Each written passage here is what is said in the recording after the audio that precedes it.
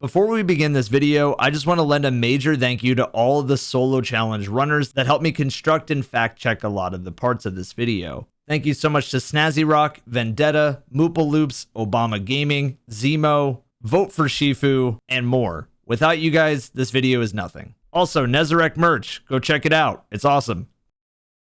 They say you have to be sick. They say before thousands can appreciate what you can do, they will tell you you shouldn't. You cannot. And for a world's first, you also have to be quick. Something miraculous in the world of Destiny just happened. Solo raid bosses are considered the pinnacle of challenges in Destiny, but in Destiny 2, Bungie has tried time after time to make the game built around team play and not for hero moments. In fact, in the design philosophy, you can feel that Bungie intentionally makes raid bosses to not be soloed these days. Very few raid bosses can be soloed versus Destiny 1, where every raid boss can be soloed. So when I say that this solo of the new raid boss Nezarec was an accomplishment for the ages, you'll just have to see why. So many hours and thousands watching upon the challenge on Twitch. But this video takes it back to the beginning. Welcome to Solo Nezarec.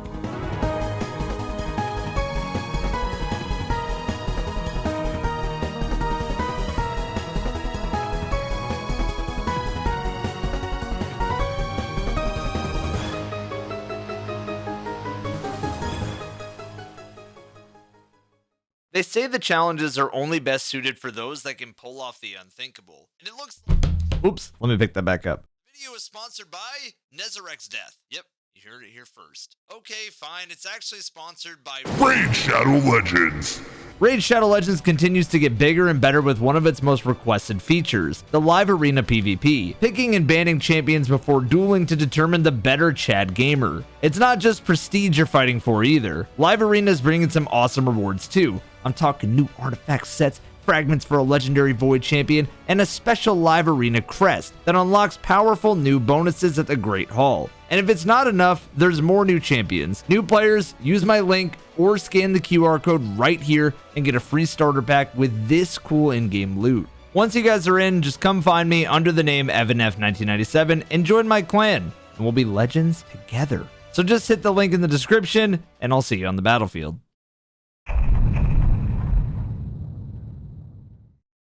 I think this and my review of Lightfall will be the last two videos I do on Destiny for a bit, unless something pressing comes up.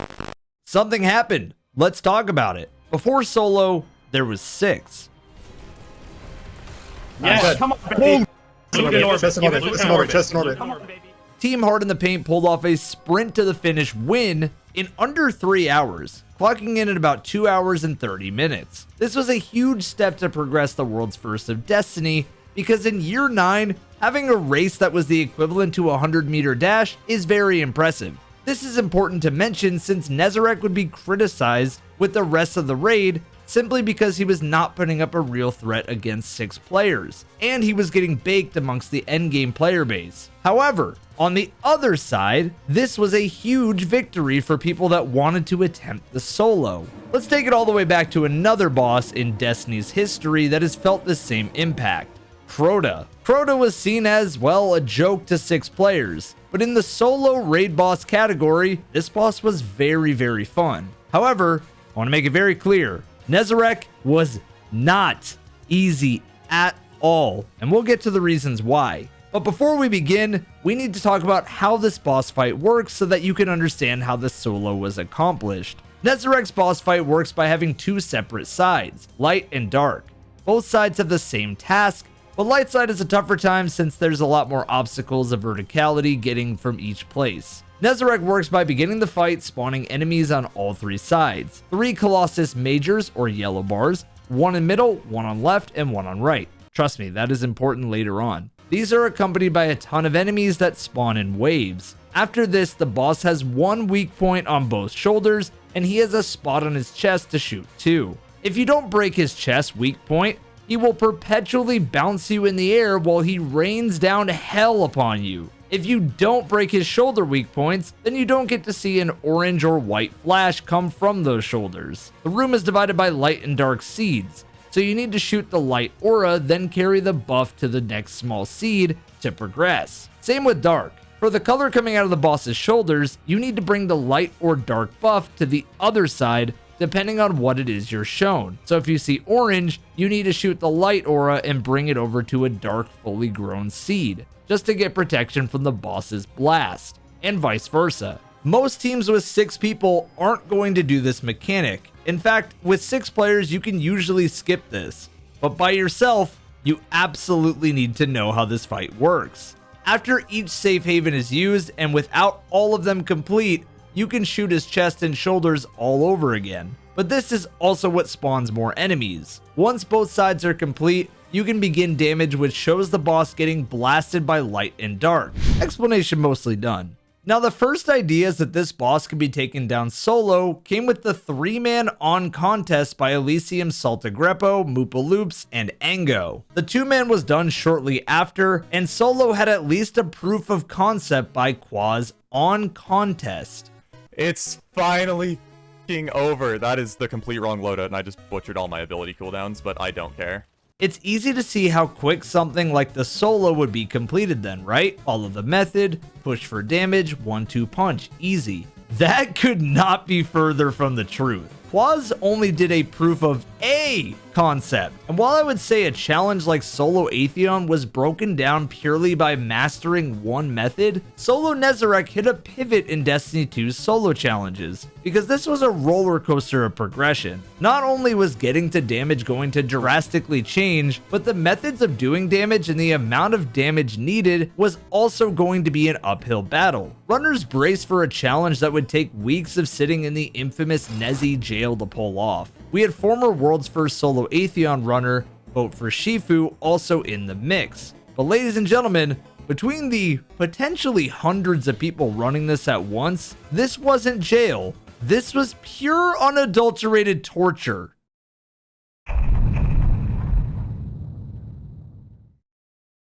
Shortly after Quaz's proof of concept to get to damage, Moople figured out the best method of doing damage, and it sparked a ton of runners to get involved. Runners had 3 major blocks of challenge to get through, the first being a consistent way to get to damage. The original way Quaz was doing was with Eager Edge, a perk in Destiny on 2 swords that allows you to lunge forward very fast after swapping to this weapon on a short cooldown. Combined with Warlocks, you can do some pretty fun tech. And while there was no well skating involved, there was plenty of neat sword movement when Quaz wasn't latching onto enemies. See, that's the problem with this method, right? Eager Edge has inconsistencies on where you want it to go if enemies are near. You can look up while using the perk to help, but it isn't going to save you all the time. This method was also not utilizing the mechanic of the raid, the dark and light safe havens, as much. Other runners decided to slowly churn away at getting to a damage phase by using a ton of those safe havens we previously discussed. The next struggle, and the second most frustrating one, was damage. With a combination of perks from the raid, was the perk Release Recover. When you lose Flux of Darkness or your Field of Light, you begin recovering health, which was critically important because there's like a million enemies in the room. And another one that probably helped some runners was Focus Light. When you have a Field of Light, you gain increased weapon damage and resilience. Other than that, a lot of the armor mods that were run were things like Heavy Ammo Finder, and of course resist mods out the wazoo. Because while the boss may not hurt that much on normal, it definitely hurts if you're by yourself and you have a whole room monsooning you. The next struggle, and second most frustrating one, was damage. Because without any sort of debuff and only a well with Empowering Rift, you weren't going to get enough damage before the boss enraged and killed you. But whatever. Wait, am I dead? Oh yeah, I'm dead. You wanna go, man? Yeah! Wait, no, I wanted to see the enrage. Also, the boss just doesn't cooperate, as you will see in many of these runs. Nezarec's damage phase is long, but he can also suppress your abilities, leaving you no room to throw more grenades. He also teleports, he jumps, and he's a major pain in the... The one thing that is consistent in all the runners' POVs was that at some point, the boss decided to leave the fight. Close. I need fell off the map. I know this spot seems crazy because he's like stuck, but it's totally not. Oh.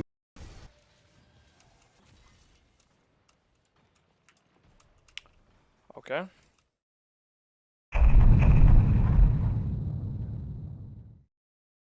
What was discovered was an exotic not used since it came out years ago. Felwinter's Helm. This helmet gives a debuff for finishing an enemy in close proximity to another enemy. So if the boss is near and you finish an enemy, it gives a debuff. But what really helps is that the debuff timer scales based on what tier of enemy you finish. And there happens to be a major or yellow bar Colossus in the arena close by. This arena having majors in it is what made the damage even possible. You see, Nezarec has approximately 12.5 million health, and with dumping damage, you'd need the 30% debuff on top of the 25% buff from the Well of Radiance to reach the damage threshold. It was so tight on damage that even missing one shot could mean the end. Now, the other portion of the solo's damage comes in the form of grenades, Starfire Protocol, Wither Horde, and Demolition Rockets. Starfire Protocol gives you 2 fusion grenades, which are very powerful, and applies Scorch, which is a stack in Destiny that if you were to reach 100 Scorch stacks, it would ignite the target to do more damage. Touch of Flame is an aspect on Warlock combined with Fragments for more Scorch and does some heavy lifting here. Combined with Starfire Protocol's second attribute, the recovery of fusion grenades when dealing damage in an empowering rift or a well, these grenades come back instantly. So Wither Horde can deal damage while you are not shooting the whole time, thus giving your grenade energy while dealing that damage. Your grenades are recharging very fast to be thrown instantaneously. And the final portion of your damage needs specific perks like Explosive Light to get more damage after picking up Orbs of Light around the arena. For those that don't play a lot of Destiny but may be excited for the solo, orbs are little super regeneration balls of light that can give you benefits with certain perks. In this case, Explosive Light. The rocket also needed Demolitionist, which is a perk that by killing with the weapon, it restores grenade energy. But by throwing a grenade, it also refills your gun instantly. Now, there is a cooldown after a grenade is thrown to reload, but the runners found a rotation that works well, so you almost never run into this issue. With all of this in mind, and many reps from all the runners, it was stressful as it was painful. Why in the... Are my grenades coming up so slow?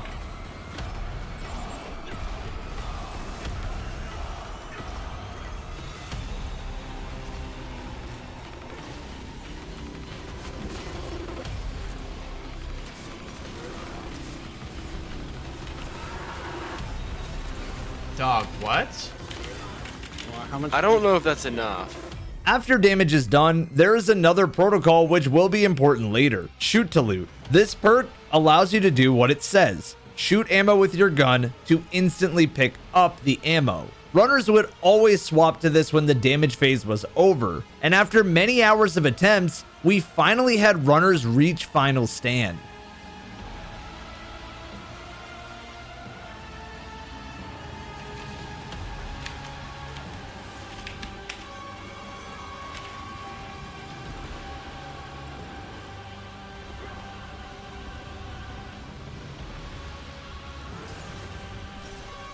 My well right out! No!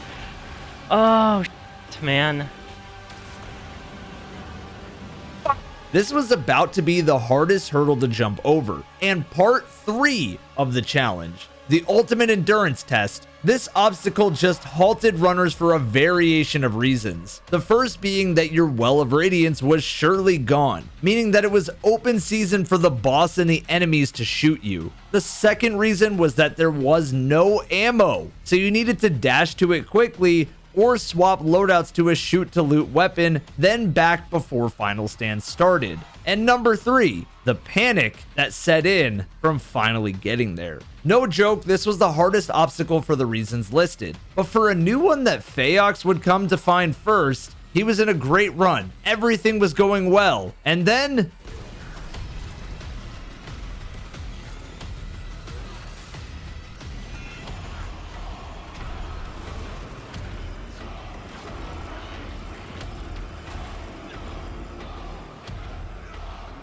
What the? What? He's dying, bro! Nezarec is a boss unlike others in Final Stand. You cannot trade with him at all. That's right, once the boss puts his hand into the air, no matter the case, you are dead. This would end many long-fought runs.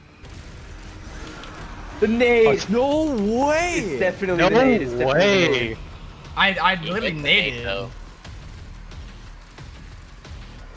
No!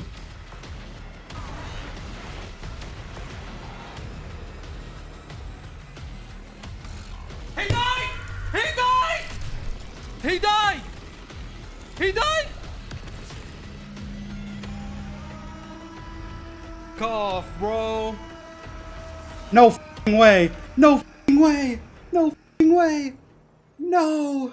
One player had a different plan in mind, however, and this player is named Zo'Aurc. Snazzy and his friends came up with a plan to defeat Nezarec in a way that only the biggest brains could come up with. He had used a healing rift placed with Lunafaction boots for the reload speed to be increased. He first swapped his loadout to Tractor Cannon while placing this rift, then changed to Merciless. The reason for Tractor was because of a 30% debuff on the boss, and the reason for Merciless might be the most exciting of all. Snazzy had the Rain of Fire boots on his loadout, which meant that by getting a fusion rifle kill, it would give him the Radiant buff that Well of Radiance would give. Then when Merciless ran out of ammo, he would swap to a shotgun. And with the timer closing in tight on Final Stand, every millisecond counts. With Merciless, he was able to knock so much health off of the boss in a quick time. But when he swapped to a shotgun, especially a slug for higher crit damage, well, the plan was in, and all it took was the right run.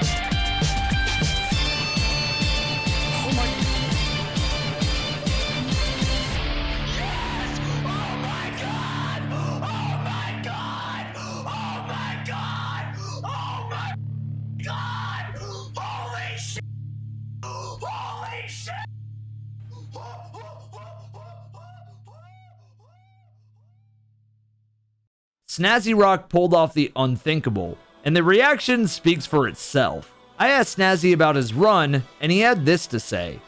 This solo challenge was definitely a journey. I had first already been thinking about it as soon as I cleared the day one because I really enjoyed doing solo stuff and love to do anything that's possible. After swapping between all three classes, we decided that we would stick with Warlock because that was the class we had hit the most damage on, which was around the 2 mil mark compared to barely hitting 1 mil on other classes. One thing I started to do when we were testing was to swap my gear behind and under the flower we were doing damage on, and this would actually end up being massive for the damage spot we use now. My friend Reminiscent had sent me a message saying Final Stand, Rain of Fire, 4th Horseman with an auto-loading holster rocket, Radiant, and Kinetic Fusion. We decided to test the numbers for 4th Horseman and try it against Nezarec, and we decided that it was just not good enough. Since 4th Horseman did not work, the entire VC kind of came together and thought of Merciless.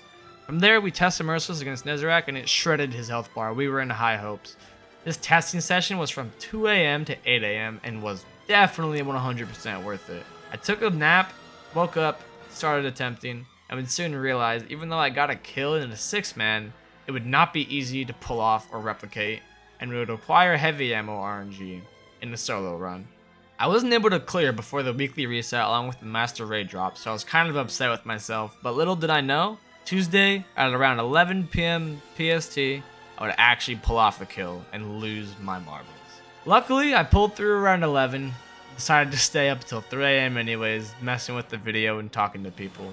The cool thing was Reminiscent and Bitter were both in the VC, watching me screen share and pull off the strat they had helped make. The Destiny community would storm in celebration to this moment, and just like any solo of a raid boss, Destiny's moment reached accounts far and wide across gaming. This was Snazzy's moment, but every single challenge runner in there contributed in some way that helped it get pulled off. It would take a couple more days for even second place to finish, and longer for others. As of recording this, there's only 5 players that have cleared this solo, and while I expect more will soon, this is an anomaly for Destiny. Atheon was no doubt the impossible challenge, but it was a challenge of order of operations with bugs that are now unfortunately patched, with good timing of tech. Nezarec is a different challenge, and it's a challenge of how far you could push the limits of damage. What is next for the Destiny community? Well, Snazzy did post a picture of the other boss in the raid for a potential solo, the Explicator. So if you'd like to be tuned in, his link is down below. Just like every other runner, I highly recommend you check out his channel and subscribe here for more stories about these gamers. Have a nice day, everyone, and I'll see you next time. Whoever designed this game needs to be fired, dude. This shit is so annoying. Like, what the is wrong with this game? I died to nothing, dude. The same as everything. I died to nothing, and then I died to nothing, and then I died to nothing, and then I died to nothing, and then I trade a final stand because the game is dog shit. Because whoever coded Nezarec is a preschooler who went to kindergarten class to learn how to code, and they typed in, is Nezarec bad equals yes, if ATP equals encounter, comma, teleport. This game is so bad. 3 symbols force 3 houses. 3, 3, 3, 3. Go! Burrito! To level 7.